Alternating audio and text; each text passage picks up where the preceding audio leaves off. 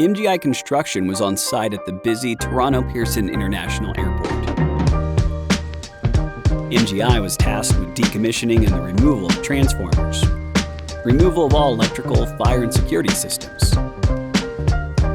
decommissioning and relocation of the building automation system, and the decommissioning, demolition, and removal of Hangar 8 and associated annexes.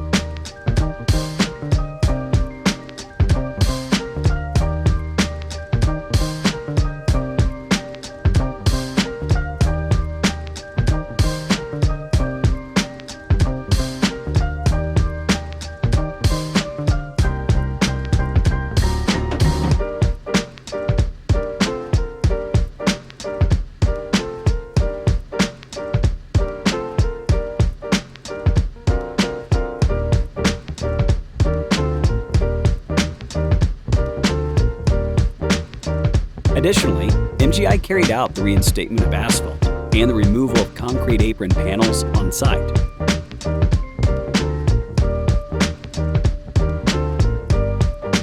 Air Canada is the largest Canadian airline, providing transport to 207 destinations worldwide.